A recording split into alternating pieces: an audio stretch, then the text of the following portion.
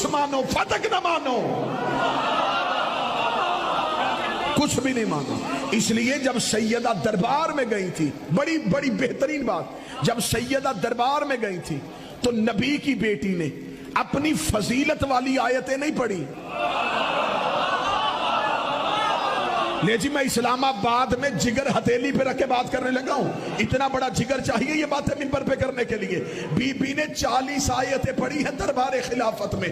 बीबी ने एक आयत भी अपनी फजीलत की नहीं पढ़ी। बीबी इन्नमा युरीदुल्लाह पढ़ सकती थी, बीबी सूरह कौसर पढ़ सकती थी, बीबी आया कदर पढ़ सकती थी। बीबी ने फजीलत वाली आयतें नहीं पढ़ी, बीबी ने अपने हक वाली आयतें पढ़ी, जिससे बीबी का हक साबित था।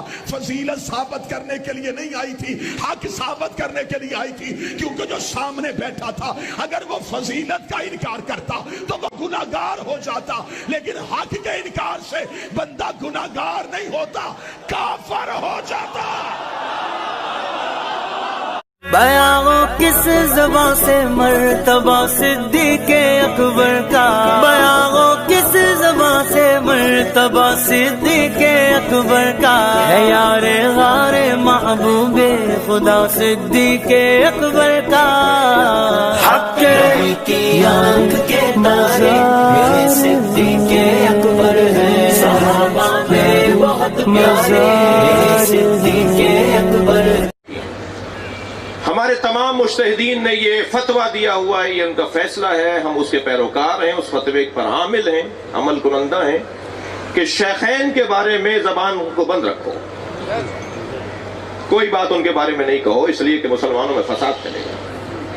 हमारे सारे मुज्तहिदीन का हुक्म है कि खबरदार नामुनासिब जुमला शेखैन के बारे में कहना ये शरन हराम है।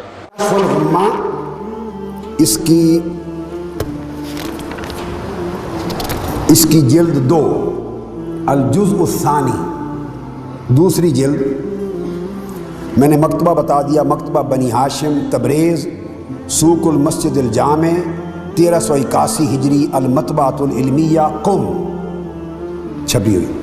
अल-जुज़्-उस-सानी, और इसमें इमाम मुहम्मद अल-बाक़िर अलैहिस्सलाम का बाब है। इमाम अबू जाफ़र मोहम्मद बिन बाक़िर अलैहिस्सलाम का बाब है और उनकी मरवियात हैं इस जगह पर। और उसमें सिर्फ अभी एक हवाला आज दूंगा, बाकी इंशाअल्लाह कल आएंगी जब मैं एंड पर आऊँगा। उर्वा बिन अब्दुल्ला रिवायत करते हैं, उसका सफ़ा 359, अल-जुज़्-उस-सानी, पेज 359। और ये अहले तशय्यो की बड़े ऊंचे दर्जे की आइम्मा असना अशरिया के ऊपर बड़ी मोतबर और मोतमद किताब है, कश्फुल गुम्मा। हर आम व ख़ास और हर आलिम इससे वाकिफ़, आइम्मा अहले बैत के ऊपर, उनकी मरवियात पर और हवाल पर।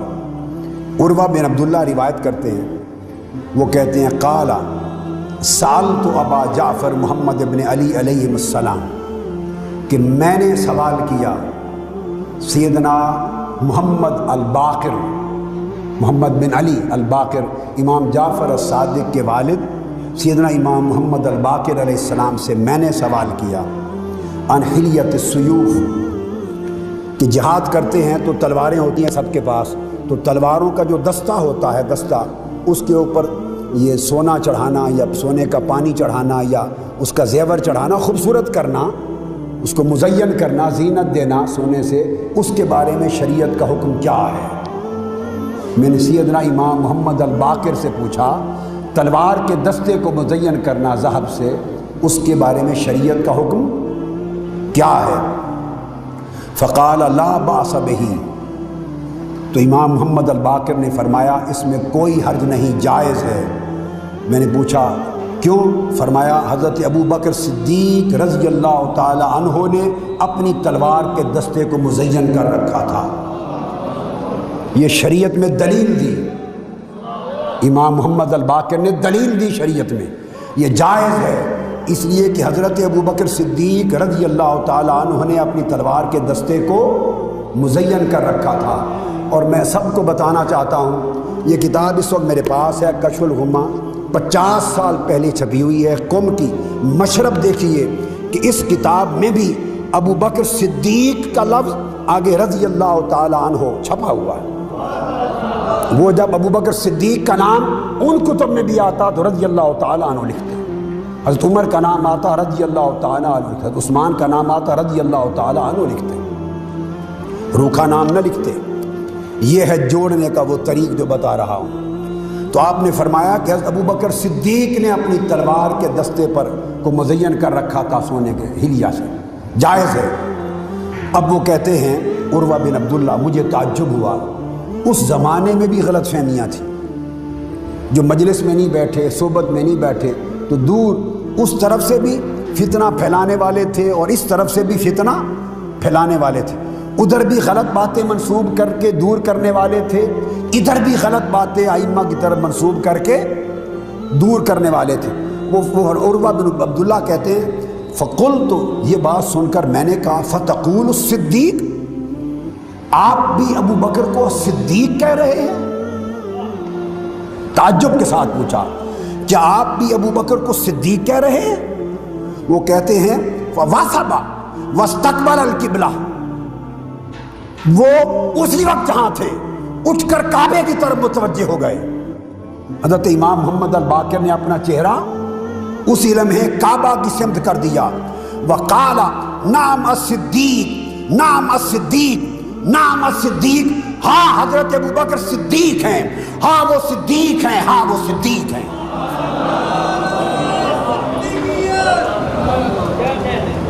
ہاں وہ صدیق ہیں، ہاں وہ صدیق ہیں، ہاں وہ صدیق ہیں۔ آگے پھر فرمایا فمن لم یقل لہ الصدیق فلا صدق اللہ لہ قولا ولا فی الدنیا ولا فی الآخرہ، اور جو شخص حضرت ابو بکر کو صدیق نہ کہے اللہ اس کی کسی بات کو نہ دنیا میں سچا کرے نہ آخرت میں سچا کرے۔ امام محمد الباقر جن کے پاؤں کی دھول ایمان والوں کے آنکھوں کا سرما، میں تو جن کے در کا سگ ہوں، اماموں کے امام، وہ فرماتے ہیں ہاں وہ صدیق ہیں صدیق ہیں صدیق ہیں، اور فرمایا جو انہیں صدیق نہ جانے، فرمایا اس سے دنیا اور آخرت میں اللہ تعالیٰ اس کے کسی قول کو سچا نہ جانے رد کر دے، اس کو نہ دنیا میں نہ آخرت میں۔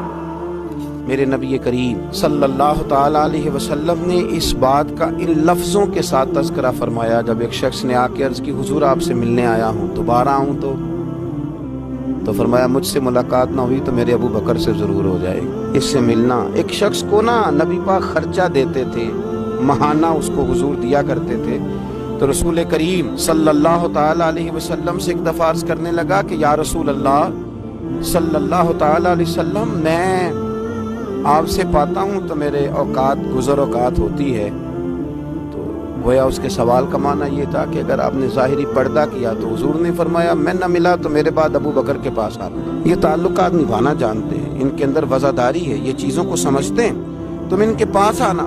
اور پھر انہوں نے ان ساری چیزوں کو نبھایا، پھر پورا انہوں نے اس بات کو کامل کر کے دکھایا۔ حضرت ام ایمن رضی اللہ تعالیٰ عنہ فرماتی ہیں کہ رسول پاک علیہ السلام مجھ غریبنی کی ہمیشہ مدد کرتے تھے، حضور میرے پاس اکثر آیا کرتے تھے، مجھے نوازا کرتے تھے۔ آپ فرماتی ہیں کہ جب نبی پاک علیہ السلام نے وصال فرمایا تو میں بڑی پریشان ہو گئی، کون میرا خیال کرے گا، کون آئے گا، اور کون ہے جو اتنا وزادار ہے، اتنا سنجیدہ ہے، اتنا رسیلا ہے، اتنا میٹھا ہے کہ جو اتنی باریک باریک باتوں میں بھی اپنی وزاداری قائم رکھے گا۔ آپ فرماتے ہیں میں بڑی پریشان تھی اور رو رہی تھی، دروازے پہ دستک ہوئی، جب میں نے دروازہ کھولا تو ابو بکر صدیق بھی تھے، عمر فاروق بھی تھے۔ فرماتے ہیں کہ میں نے ان دونوں کو دیکھا کھڑے ہوئے، تو پھر میں نے پوچھا کیسے آئے ہو، تو کہتے ہیں ان کی آنکھوں میں بھی آنسو تھے اور میں بھی رو رہی۔ تو عرض کرنے لگے کہ اماں جی آپ نے فکر نہیں کرنی۔ ابو بکر صدیق فرمانے لگے جب تک میں موجود ہوں میں حاضر ہوتا رہوں گا، آپ کو فکر کرنے کی کوئی ضرورت نہیں، جب تک میں ہوں میں ہوں۔ انہی ان کے اخلاق پر، انہی تعلیمات پر، یہی ان کی وزاداری تھی کہ جس پر میرے رسول پاک علیہ السلام نے فرمایا نماز میرے ابو بکر ہی پڑھائیں گے۔ حضور جب علیل ہوئے ظاہری طور پر تو فرمایا نماز ابو بکر صدیق پڑھ۔ اچھا مزے کی بات، لوگوں نے حضرت مولا علی شیر خدا سے سوال کیا تو حضرت علی کی جو باتیں ہوتی تھی وہ صرف علم نہیں ہوتا تھا، ساتھ حکمت اور دانائی بھی بڑی تگڑی ہوتی تھی۔ جب حضرت سیدنا علی المرتضیٰ شیر خدا کرم اللہ تعالی وجہہ الکریم سے یہ سوال پوچھا گیا نا کہ آپ نے حضرت ابوبکر صدیق کو کیوں خلیفہ بنایا، آپ نے حضور کی مسند پر انہیں کس طرح بٹھایا، تو حضرت علی المرتضیٰ شیر خدا رضی اللہ تعالیٰ عنہ کرم اللہ تعالی وجہہ الکریم فرمانے لگے نبی کریم نے نا انہیں مصلی دیا تھا، حضور نے انہیں منبر دیا تھا۔ تو ہمارے ذہن میں یہ بات آئی جسے نبی پاک نے ہمارے دین کے لیے پسند کیا، ہم اپنی دنیا کے لیے بھی اسی کو نہ پسند کر لیں جسے حضور نے ہمارے دین کے لیے پسند کیا، جس شخصیت کو، جس کی قابلیت کو، جس کی وفاداری کو نبی پاک علیہ الصلوۃ والسلام نے ہمارے دین کے لیے چنا، کیا ہم اپنے دنیاوی معاملات بھی انہی کے سپرد نہ کر دیں؟ اور فرماتے ہیں ہمیں امید ہے کہ وہ صحیح طریقے سے ان معاملات کو چلائیں گے۔